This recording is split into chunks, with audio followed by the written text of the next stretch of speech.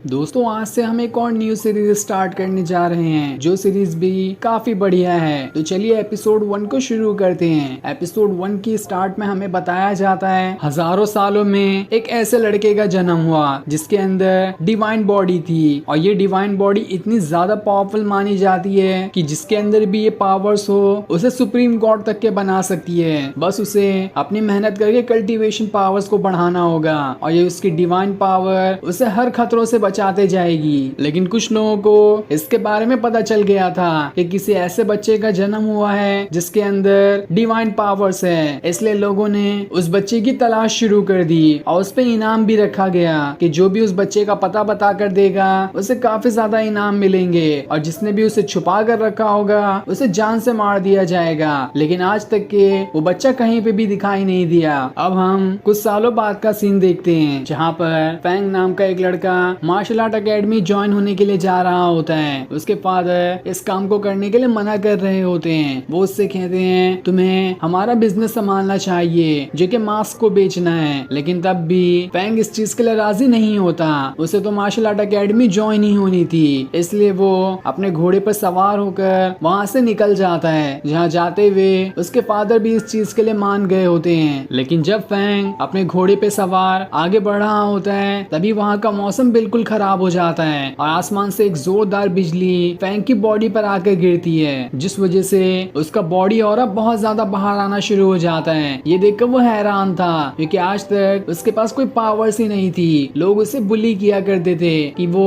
बहुत ही नालायक और एकदम कमजोर है। लेकिन अचानक से उसकी बॉडी से ऑरा कैसे बाहर निकलने लग गया, जिस चीज से वो खुद भी बहुत ज्यादा हैरान होता है। जिसके बाद वो जैसे तैसे किंग लॉन्ग एकेडमी के पास आता है क्योंकि यहीं पर उसे ज्वाइन होना है। लेकिन तब उसी का एक रिलेटिव जो नए आए हुए डिसाइपल को सिलेक्ट करने का काम करता है वो फैंग से कहता है तुम्हारे जैसे कमजोर इंसान की यहाँ पर कोई जगह नहीं है, इसलिए अपना सामान उठाओ और निकल जाओ यहाँ से। जिसके बाद वो उसे मारना भी शुरू कर देता है। लेकिन तभी वहाँ पर किंग लॉन्ग एकेडमी की एक एल्डर आती है जिसका नाम सूरो होता है। वो फैंग के रिलेटिव से कहती है ये फैंग कमजोर है या फिर इसने तुम्हें रिश्वत के पैसे नहीं दिए इसलिए तुम इसके साथ ऐसा कर रहे हो, इसलिए अभी इसे रजिस्टर करो। ये बाकी डिसाइपल के साथ टेस्ट देने के लिए आ सकता है। जिसके बाद सारे डिसाइपल एक जगह पर आकर जमा होते हैं क्योंकि यहाँ पर उन्हें टेस्ट देना होगा और जो भी टेस्ट में पास होगा वही उस एकेडमी में ज्वाइन हो सकता है। तब एक एल्डर सारे आए हुए डिसाइपल से कहता है तुम्हें यहाँ पर जो दरवाजा दिखाई दे रहा है उसके अंदर तुम्हें जाना होगा और जो भी सूरज ढलने से पहले उसके अंदर से बाहर निकल कर आएगा वो इस सेट का हिस्सा बन जाएगा और जो भी सबसे अच्छा परफॉर्मेंस दिखाएगा उसे कुछ इनाम भी दिया जाएगा। और वो इनाम ये होगा कि उसे बाकी कोई भी टेस्ट देने की जरूरत नहीं है, वो सीधा सीधा इस सेट का कोर डिसाइपल बन सकता है। दूसरा उसे फेरी ग्रास दिया जाएगा और तीसरा इनाम ये होगा कि उसे 4th लेवल की एक मार्शल आर्ट टेक्निक की भी स्क्रोल दी जाएगी जिसे सीख कर वो सीधा सीधा 4th लेवल पर प्रमोट हो सकता है। ये सुनकर सारे लोग खुश हो जाते हैं और जल्दी जल्दी उस दरवाजे के अंदर चले जाते हैं जिसमें फैंग भी चला जाता है। लेकिन दरवाजे के अंदर की दुनिया बिल्कुल एकदम अलग ही थी। जहाँ से वो लोग घुसे थे वो रास्ता भी बंद हो जाता है और इतनी घुमा फिरा के वो जगह थी कि जो कि बिल्कुल भूल भुलैया जैसी दिखाई दे रही होती है। सभी लोग एकदम से भटक जाते हैं कि आखिर वो आए कहाँ से थे और अब यहाँ से बाहर कैसे निकले। वही फैंग आगे बढ़ रहा होता है जहाँ उसका खुद की बॉडी और ही उसे रास्ता दिखा रही होती है कि आखिर उसे किस तरफ से जाना होगा।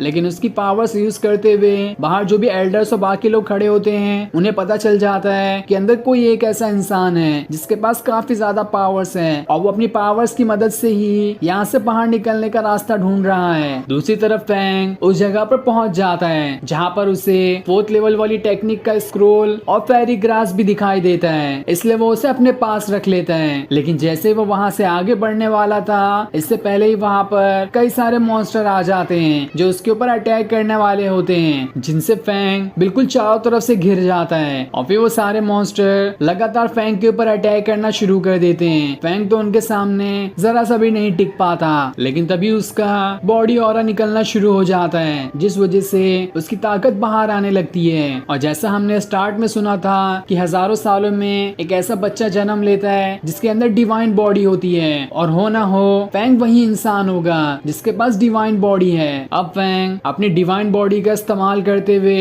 उन सारे मॉन्स्टर से लड़ना शुरू कर देता देता है, जहाँ अब तो वो मॉन्स्टर उसके सामने टिक ही नहीं पा रहे थे। वो एक मॉन्स्टर का इतना बुरा हाल कर देता है कि उसे देखकर सारे के सारे मॉन्स्टर डर के मारे वहाँ से भाग निकलते हैं। अब फैंग उस दरवाजे के बाहर निकल कर आ जाता है, इसलिए एल्डर उसे कॉन्ग्रेचुलेशन करते हैं क्योंकि अब से वो इस सेट का हिस्सा बन चुका है। वहीं ये चीज देखकर तो सूरू एकदम हैरान रहती है कि आज तक किसी भी डिसाइपल ने इतनी आसानी से ये कमरे से बाहर निकल कर नहीं आया, तो आखिर फैंग कैसे इतनी जल्दी बाहर निकल कर आ गया है। मुझे तो लगता है कि इसके पास पहले से ही काफी ज्यादा पावर्स होगी, वरना कोई भी इतनी आसानी से बाहर निकल कर नहीं आ सकता।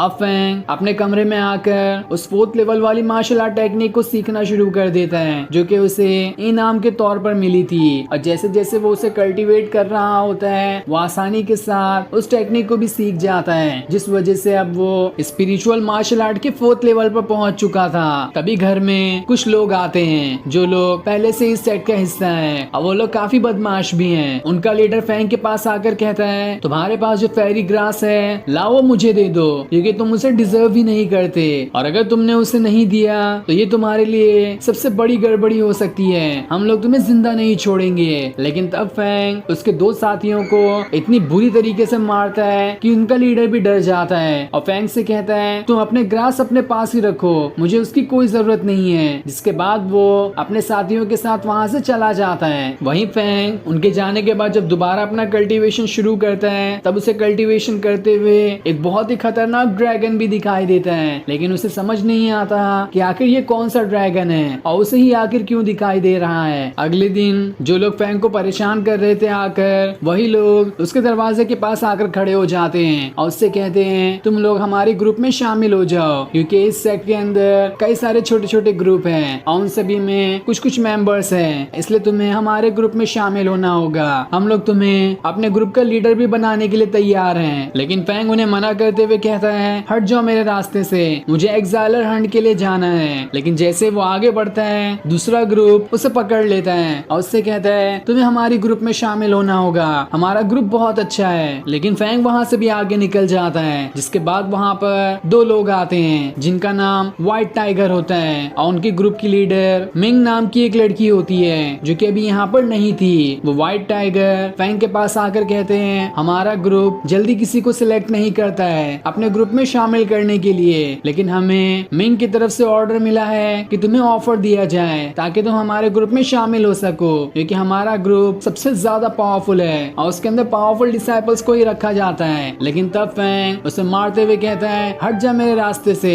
मुझे कुछ और भी काम है। ये देखकर तो बाकी सारे लोग भी हैरान रह जाते हैं कि आखिर इस फैंग ने तो व्हाइट टाइगर के भी ग्रुप में ज्वाइन होने से मना कर दिया। अगले सीन में सारे के सारे डिसाइपल जंगल के पास आकर खड़े हो जाते हैं जहाँ पर सूरू खड़ी होती है, और वो सारे के सारे डिसाइपल से कहती है हर एक साल में नए ज्वाइन हुए डिसाइपल को एक मौका दिया जाता है ताकि वो इस जंगल के अंदर जाकर यहाँ से एक्साइलर ले सके, और जो भी इसके अंदर जाएगा वो अपनी पावर के हिसाब से ही एक्साइलर ले सकता है। लेकिन एक बात का ध्यान रखना, इस जंगल के अंदर एक फॉरबिडन एरिया भी है जहाँ पर जाना किसी को अलाउड नहीं, कोई भी वहाँ जाता है तो वहाँ से जिंदा बचकर वापस कभी नहीं आता, इसलिए उसका ध्यान देना। जिसके बाद वो सभी को अंदर जाने भेज देती है, इसलिए सारे लोग उस जंगल के अंदर आ जाते हैं और अलग अलग एक्साइलर को ढूंढना शुरू कर देते हैं। तब फैंग एक जगह बैठकर अपने आप से ही बातें करना शुरू कर देता है जहाँ उसकी बॉडी के अंदर से किसी लड़की की आवाज आ रही होती है, और फैंग अक्सर उसी लड़की से बातें किया करता है, लेकिन उसका कोई फिजिकल फॉर्म है ही नहीं। ऐसा लगता है कि वो लड़की भी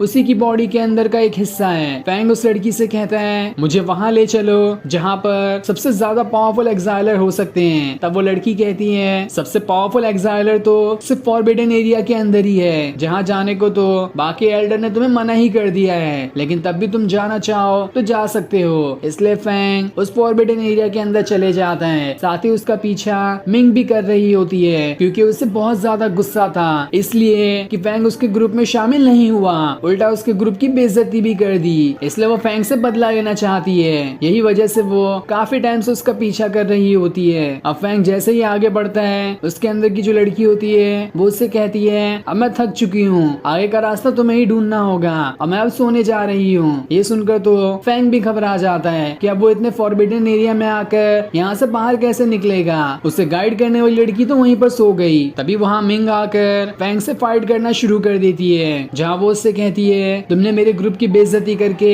अच्छा नहीं किया। ये सुनकर फैंग भी समझ जाता है कि ये वही व्हाइट टाइगर वाले ग्रुप की लीडर है। लेकिन जैसे ये दोनों फाइट कर रहे होते हैं तभी पीछे से कोई एल्डर आ जाता है जो कि पूरी तरह से ऑरा से बना हुआ था, और वो आते साथ ही मिंग को अपनी पावर से जकड़ लेता है। वो फैंग से मदद मांग रही होती है, इसलिए फैंग उसे बचाने जाता है, लेकिन इस वजह से वो भी उस पावर में गिर जाता है। तब वहाँ पर वो एल्डर आकर उससे कहता है ये लड़की तो तुम्हें मारना चाहती थी, लेकिन तब भी तुम इसकी मदद कर रहे हो। लेकिन तब फैंग अपनी डिवाइन बॉडी का इस्तेमाल करता है, और जैसे वो उसकी पावर्स को एक्टिवेट करता है उस एल्डर की जो भी पावर्स लगी होती है वहाँ पे वो सब एक झटके के अंदर खत्म हो जाती है, और इससे वो भी आजाद हो जाता है और मिंग भी आजाद हो जाती है। ये देखकर वो एल्डर एकदम हैरान था कि आखिर पहली बार कोई इतना ज्यादा पावरफुल डिसाइपल इस फॉरबिडन एरिया के अंदर आया है। इसलिए वो आसपास के जितने भी टॉप लेवल वाले एग्जाइलर्स होते हैं उन सभी की सारी पावर्स फैंग के अंदर ही डाल देता है, और फिर खुद से कहता है मैंने अपनी सारी पावर्स तुम्हें दे दी है, लेकिन बस मुझे कभी निराश मत करना।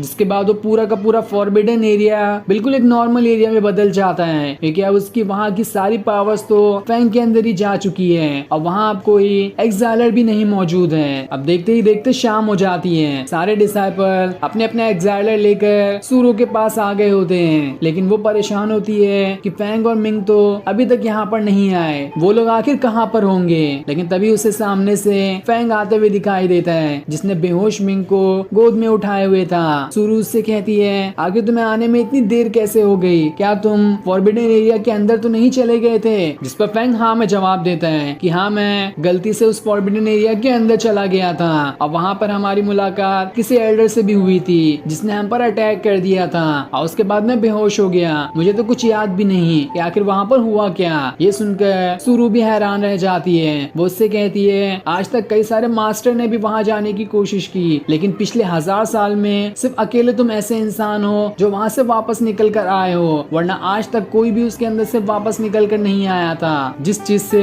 फैंग भी एकदम हैरान रहता है कि आखिर ये सब कैसे हो गया, मैं ही बाहर कैसे निकल कर आ पाया। अब फैंग जैसे ही अपने कमरे के पास आता है वहाँ पर कुछ लोग होते हैं जो पहले उससे परेशान करके उससे स्पिरिट ग्रास लेना चाहते थे। उनका लीडर फैंग को एक लेटर दिखाते हुए कहता है हमारा गाँव बर्बाद होने वाला है, जिस सिटी से हमारी दुश्मनी थी उन्होंने हमारे गाँव के ऊपर अटैक कर दिया। दरअसल वो लीडर और फैंग दोनों एक ही गाँव से हैं, और इतने क्लोज हैं कि वो एक रिलेटिव ही कहलाते हैं, क्योंकि दोनों की फैमिली का नाम चू से ही शुरू होता है। तब वो लीडर फैंग को एक लेटर भी दिखाता है जो कि उनके दुश्मन सिटी के हेड ने उसके लिए भेजा था। उसमें लिखा होता है कि फैंग अगर तुम अपने फादर को जिंदा देखना चाहते हो तो यहाँ पर आ जाओ, तुम्हें मार्शल आर्ट छोड़कर यहाँ आना ही होगा, वरना तुम्हें सीधा तुम्हारे फादर की सिर्फ बॉडी ही मिलेगी। ये सुनकर फैंग एकदम हैरान और गुस्सा हो जाता है, और सभी के साथ वहाँ से अपने गाँव जाने के लिए निकल जाता है। इधर तियान नाम का आदमी जो कि फैंग के दुश्मन सिटी से है वो वहाँ के सारे लोगों को मार रहा होता है। किसी के अंदर भी इतनी पावर्स नहीं थी कि वो उसका मुकाबला कर सके, सभी लोगों को वो बड़ी ही आसानी के साथ खत्म करते जाता है। तब फैंग के फादर फैंग के ग्रैंडपा से कहते हैं मुझे एक मौका दीजिए, मैं जाता हूँ और इस तियान से लड़कर रहूंगा। लेकिन उसके ग्रैंडपा उसे समझाते हैं ये अच्छी बात नहीं है, तुम जानते भी हो कि उसका लेवल कहाँ पर है, तुम तो उसके लेवल के आसपास भी नहीं हो, इसलिए मैं तुम्हें भी खोना नहीं चाहता,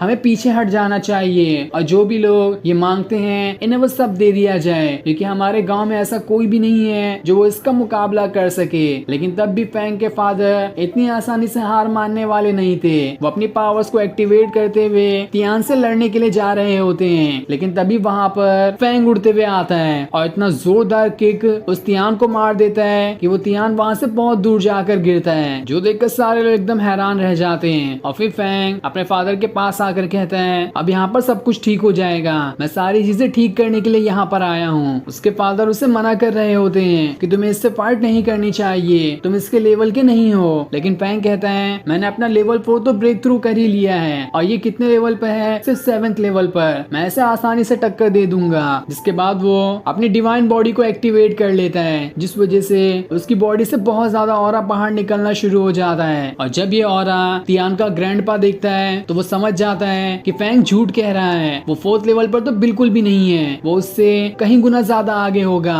जिसके बाद तियान और फैंग की फाइट शुरू हो जाती है। फैंग इतना जोरदार और खतरनाक बस एक ही अटैक तियान पे करता है कि तियान वहीं पे मारा जाता है। ये देखकर सारे के सारे लोगों की आंखें खुली की खुली ही रह जाती है कि आखिर कैसे ये हो सकता है। फैंग तो इतना कमजोर था और उसने बस एक ही अटैक में तियान को खत्म कर दिया। तब ये देखकर तियान का फादर गुस्से में फैंग से फाइट करने के लिए आ रहा होता है, लेकिन वो भी उसे एक फुटबॉल की तरह किक मारते हुए वहां से दूर उड़ा देता है। जिसके बाद फैंग सारे लोगों से कहता है आज के बाद जिसने भी मेरे फादर के ऊपर आंख उठाने की भी कोशिश की वो उसकी जिंदगी का आखिरी दिन होगा। और फिर उसके इतना कहते ही ये एपिसोड यहीं पर एंड हो जाता है। Thanks for watching.